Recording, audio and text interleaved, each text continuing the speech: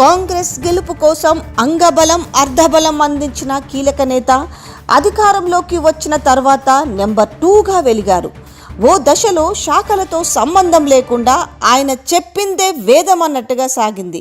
ఒకప్పుడు ప్రభుత్వంలో చక్రం తిప్పిన నేత, కేంద్ర ఏజెన్సీల వరుస దాడులతో తగ్గిన పరపతి. నిన్న మొన్నటి దాకా ఇతర శాఖల్లోనూ వేలు, ఇప్పుడు తన శాఖకే పరిమితమై గప్చుప్. సొంత పార్టీ నాయకుల నుంచి 30% ఆరోపణలు, భూముల వ్యవహారాలపై కోర్టుల్లో కేసులు, శాఖలు మార్చాలని అధిష్టానానికి ఎమ్మెల్యేల ఫిర్యాదుల వెల్లువ. గుంపులో ఉన్న ఒక వ్యక్తి తానే సమర్థుణ్ణని నిరూపించుకునేందుకు 2 మార్గాలు ఉంటాయి. అయితే నేరుగా అందరితో పోటీపడి తన సామర్థ్యాన్ని ప్రదర్శించి నిరూపించుకోవడం, లేదంటే తనకు పోటీ అనుకునే వారిని పరోక్షంగా దెబ్బకొట్టి వారు అసమర్థులని చూపడం. ప్రస్తుతం అధికార పార్టీలో ఇలా 2వ రకం పోరే నడుస్తుంది. పాలనా పరంగా ముఖ్య నేత విఫలమయ్యారని ఇప్పటికే ఢిల్లీ పెద్దలకు అర్థమై ప్రత్యామ్నాయం కోసం అన్వేషిస్తున్నట్టు ప్రచారం జరుగుతున్నది. ఈ పరిస్థితిని ఏడాది ముందే ఊహించిన ఆ ముఖ్య నేత తనకి పోటీ అని భావించిన నేతలను రాజకీయ ఉచ్చులో పడేసి వారిపై అవినీతి, అసమర్థ ముద్రలు వేయించడంలో సఫలమైనట్టు చర్చ కొనసాగుతుంది. ముఖ్య నేత తమకు ప్రాధాన్యం ఇచ్చినట్టే ఇచ్చి నిండా ముంచిండని, తమ వేలితో తమకన్నే పొడిపించారని సదరు మంత్రులు వాపోతున్నారు. ఇలా సదరు ముఖ్య నేతకు రాజకీయ కుట్రలకు బలైన కాంగ్రెస్ ముఖ్యుల కథనాలు వరుసగా చూస్తే, కాంగ్రెస్ గెలుపు కోసం ఇటు అంగబలము అర్ధబలం అందించిన కీలక నేత ఇప్పటికే ఎవరో అర్థమైంది కదా. సో పొంగులేటి అధికారంలోకి వచ్చిన తర్వాత ఆయన నెంబర్ 2గా వెలుగొందిన విషయం కూడా తెలుసు. ఓ దశలో శాఖలతో సంబంధం లేకుండా ఆయన చెప్పిందే వేదం అన్నట్టుగా సాగింది. కానీ ఇప్పుడు సీన్ రివర్స్ అయింది. సొంత పార్టీ నేతలే అవినీతి ఆరోపణలు చేయడంతో పాటు ఆయన ప్రోద్బలంతో జరుగుతున్న భూముల వ్యవహారాలపై ఏకంగా అధికార పార్టీ ఎమ్మెల్యేలే కోర్టును ఆశ్రయించారు. మరోవైపు కేంద్ర ఏజెన్సీలు వరుసగా దాడులు కూడా చేసినాయి. ఫలితంగా ఇప్పుడు సదర్ నెంబర్ 2 నేత గప్చుప్ అయిపోయిండు, తన శాఖకే పరిమితమైండు. ముఖ్య నేత రాజకీయ వ్యూహంలో నలిగిపోయిన ఆ మంత్రి ప్రస్థానంపై కాంగ్రెస్ వర్గాల్లో ఆసక్తికర చర్చ నడుస్తుంది. కాంగ్రెస్ అధికారంలోకి రావడంలో 2 ఉమ్మడి జిల్లాలది కీలక పాత్ర. ఆ జిల్లాలో కాంగ్రెస్ దాదాపు క్లీన్ స్వీప్ చేసింది. దీని వెనుక ఓ నేత ఉన్నట్టు కాంగ్రెస్ వర్గాలు చెప్తున్నాయి. ఎన్నికల సమయంలో దాదాపు 22 మంది అభ్యర్థులకు ఆర్థిక సహాయం చేశారని, అన్ని తానే నడిపారని చెప్పుకొస్తున్నారు. అందుకే ఆయనకు ప్రభుత్వంలో కీలక శాఖ దక్కింది. ఇదే సమయంలో అధిష్టానంతోనూ సాన్నిహిత్యం పెరిగింది.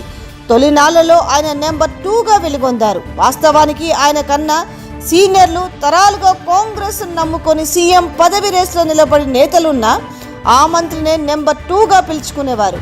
ఈ విషయాన్ని 1-2 చోట్ల ఆయనే స్వయంగా ప్రకటించుకున్నాడు. ఒకప్పుడు ప్రభుత్వంలో ఆయన చెప్పిందే వేదం అన్నట్టుగా నడిచేది. శాఖలతో సంబంధం లేకుండా అన్ని విభాగాలపై సమీక్షల్లో పాల్గొనేవారు. ఆయా శాఖలకు సంబంధించిన నిర్ణయాలను స్వేచ్ఛగా వెల్లడించేవారు. ముఖ్యమంత్రిని మారుస్తారన్న ప్రచారం జరిగిన ప్రతిసారి ఈయన పేరు బలంగా వినిపించేది. సచివాలయంలోనూ ఆయనను కలవడానికి రోజు వందలాది మంది క్యూ కట్టేవారు. అయితే పోటీగా ఉన్నారని అణిచివేసిరనుకోవాలా? రాష్ట్ర పార్టీ ఇన్ఛార్జి నుంచి తాజాగా ఢిల్లీకి చేరిన నివేదికలో నెంబర్ 2 మంత్రి ఫైల్ కూడా ఉన్నదని విశ్వసనీయ వర్గాలు తెలుపుతున్నాయి. తండ్రి కొడుకులపై ఆరోపణల నేపథ్యంలో ఆయన శాఖలను మార్చాలని ఢిల్లీ పెద్దలు సూచించినట్టు సమాచారం. నేనే అడ్డుపడి నీ పదవిని కాపాడిన అంటూ ముఖ్య నేత ఆ మంత్రితో చెప్పినట్టు కాంగ్రెస్ వర్గాలు తెలుపుతున్నాయి.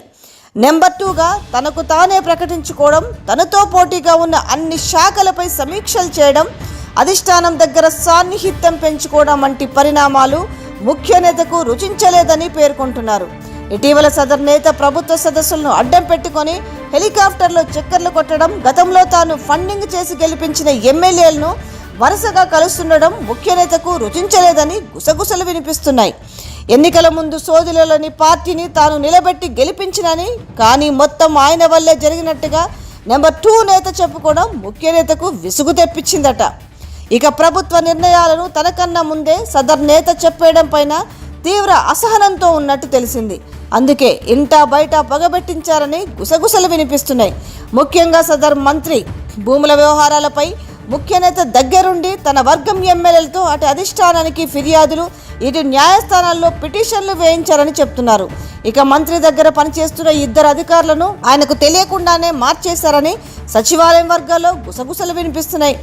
మంత్రికి చాలా సన్నిహితంగా ఉండి భూముల వ్యవహారాలను దగ్గరుండి చూస్తున్న ఓ ఉన్నతాధికారిని తాజాగా వేరే శాఖకు బదిలీ చేశారని ప్రభుత్వ వర్గాల్లో చర్చ జరుగుతుంది.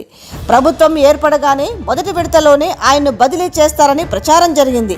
కానీ సదరు మంత్రికి దగ్గరై వ్యవహారాలను చక్కబెడుతుండడంతో ఇప్పట్లో బదిలీ జరగదని అంతా అనుకున్నారు.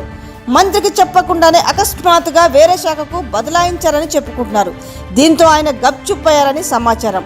ఇలా ముఖ్య నేత దెబ్బకు విలవిల్లాడుతున్న నెంబర్ 2 ఇదే ముఖ్య నేత వల్ల అవినీతి ముద్ర వేయించుకున్న మరో నెంబర్ 2 నేతకు దగ్గరవుతున్నారని ఆ ఉమ్మడి జిల్లా నేతలు చెప్తున్నారు. మొదట్లో ఇద్దరి మధ్య దూరం ఉండేదనేది బహిరంగ రహస్యమే కాగా కొంతకాలంగా వారి మధ్య సఖ్యత పెరిగింది. ఇంట బయట వివాదాలు అంతా బాగానే ఉన్నదని అనుకుంటున్న సమయంలో ఒక్కసారిగా కేంద్ర నిఘా సంస్థలు రంగప్రవేశం చేశాయి. ఆ మంత్రి కుమారుడిపై అవినీతి ఆరోపణలు వచ్చాయి. వరుసగా నిఘా సంస్థలు ఆ మంత్రి ఇల్లు, ఆఫీసు, కుటుంబ సభ్యుల ఇండ్లపై దాడులు చేశాయి. కేంద్ర ప్రభుత్వానికి ఎవరు ఒప్పందించారో తెలియదు కానీ మంత్రి పరువును జాతీయ స్థాయిలో తీసేశారంటూ కాంగ్రెస్ నేతలు చర్చించుకుంటున్నారు. ఈ క్రమంలో కేంద్ర ప్రభుత్వంలోని ప్రధాన నేతకు సన్నిహితులు ఉండే రాష్ట్ర ముఖ్య నేత బాగానే ఖర్చు చేశారన్న గుసగుసలు వినిపిస్తున్నాయి. ఆ తర్వాత సొంత పార్టీకి చెందిన ఎమ్మెల్యేలు మంత్రిపై అవినీతి ఆరోపణలు చేశారు. 30% కమిషన్ ఇస్తే తప్ప తమ మంత్రి పనిచేయరంటూ బాంబు పేల్చారు. దీంతో ఆయనపై 30% మంత్రిగా ముద్ర పడిందని చెప్తున్నారు. ఫలితంగా కొన్నాళ్ళుగా ఆయన గప్చుప్పయ్యారు. తన శాఖకు మాత్రమే పరిమితమయ్యారని సచివాలయ వర్గాలు చెప్తున్నాయి. తాజాగా హైదరాబాద్లో జరుగుతున్న వ్యవహారాలపైన, భూముల వ్యవహారాలపై కోర్టులో కేసులు, శాఖలు మార్చాలని అధిష్టానానికి ఇటు ఎమ్మెల్యేలు ఫిర్యాదు చేయడము జరుగుతున్న వ్యవహారం అంతా చూస్తుంటే ఆ 30% కమిషన్కి సంబంధించిన మంత్రి గురించి బాంబు పేల్చారు. దీంతో ఆయనపై 30% మంత్రిగా ముద్ర పడిందని చెప్తున్నారు.